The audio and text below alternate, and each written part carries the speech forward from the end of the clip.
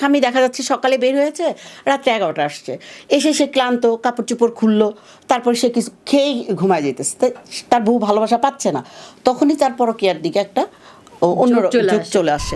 আসসালামু আলাইকুম প্রিয় দর্শক, আজকেও চলে আসলাম কাজল পপির বাসায়, মানে আমার বড় আপুর বাসায়।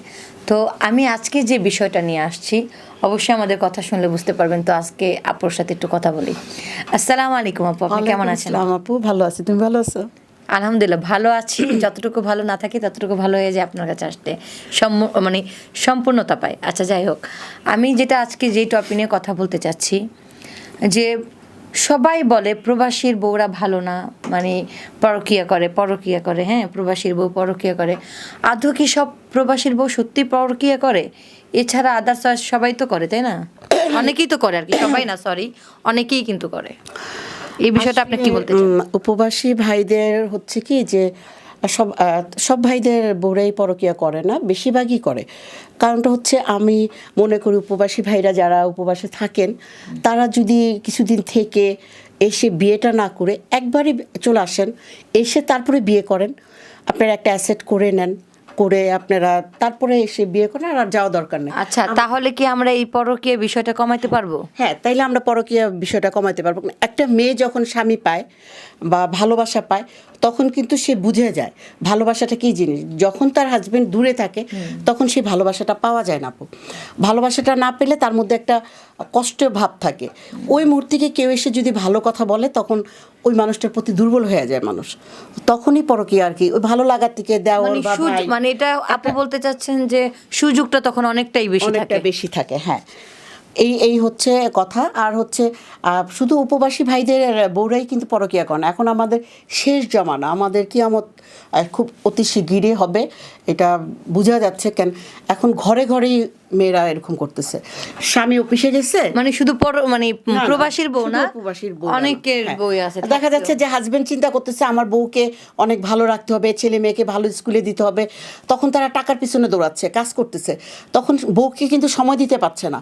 আর সময় দেওয়ার না কারণে বউরা তখন উদাসী হয়ে যায়। উদাসী হয়ে যাওয়ার কারণে তার যে চাহিদাটা, বেশি চাহিদা হচ্ছে ভালোবাসা, যে আমার নতুন বিয়ে হয়েছে বা একটা দুইটা বাচ্চা, এই আমার স্বামীকে কাছে পাশাপাশি থাকবে বা একটু একসঙ্গে খাবে, একসঙ্গে একটু কথা বলবে, সেটা পাচ্ছে না। স্বামী দেখা যাচ্ছে সকালে বের হয়েছে, রাত্রে ১১টা আসছে, এসে সে ক্লান্ত, কাপড় চোপড় খুললো, তারপর সে কিছু খেয়েই ঘুমায় যেতেছে, তার বউ ভালোবাসা পাচ্ছে না, তখনই তার পরকীয়ার দিকে একটা অন্য যুগ চলে আসে।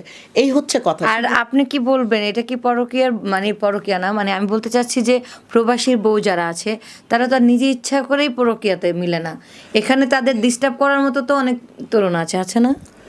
না, ইচ্ছে করে করতেছে, সেখানে স্বামী পাচ্ছে না। যাকে ভালোবাসা অল্প দিনের মধ্যে পেলো, 6 মাস, কেউ হয়তো 1 বছর স্বামীকে পেলো, যখন চলে যায় তখন ওই যে আশেপাশে ছেলেরা এসে একটু সুযোগ নিতে চায়, কাজে লাগে। ওই সুযোগটা হচ্ছে কি, তখন তো শয়তান ভর করে।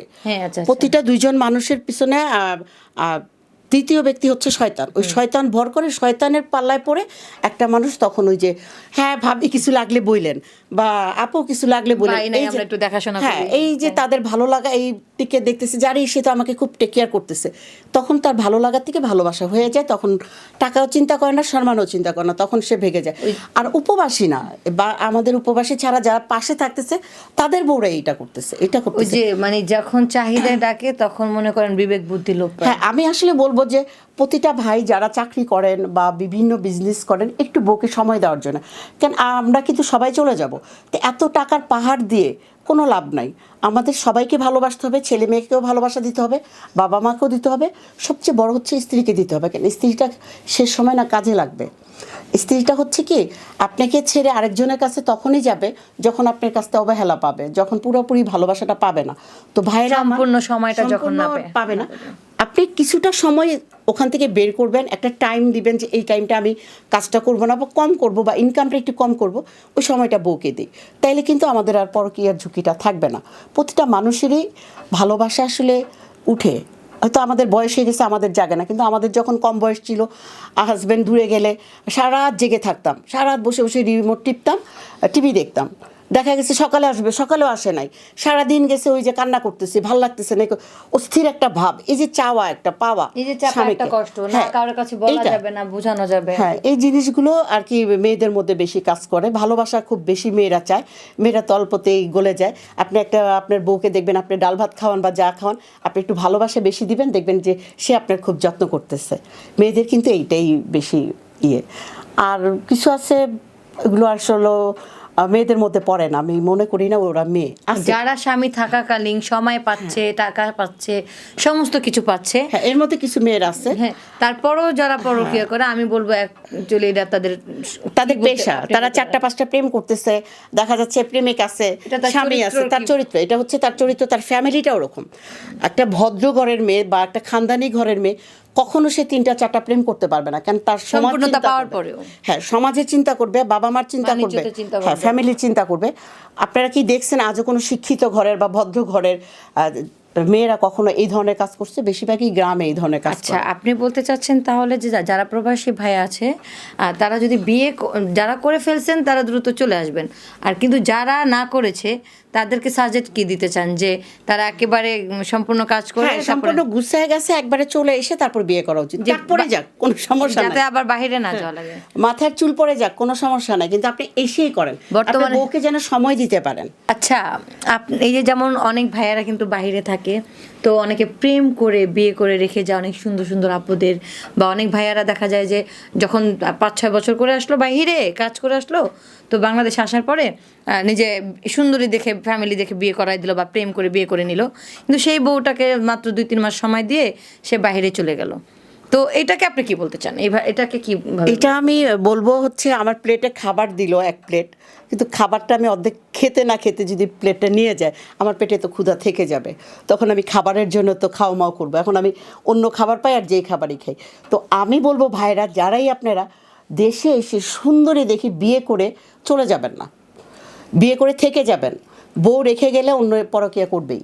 এটা একদম আপনারা তো দেখতেছেন, আমি আপনাদেরকে কাউকে উদ্দেশ্য করে বলতেছি না, আমাকে ক্ষমা দৃষ্টিতে দেখবেন। আর এটা পুরোটা যে প্রবাসীর বোর যে দোষ, আসলে কিন্তু তা না, না। এটা সব থেকে বড় দোষের ভাগী কিন্তু আপনি নিজেই। হ্যাঁ, নিজে। তাই না আপু?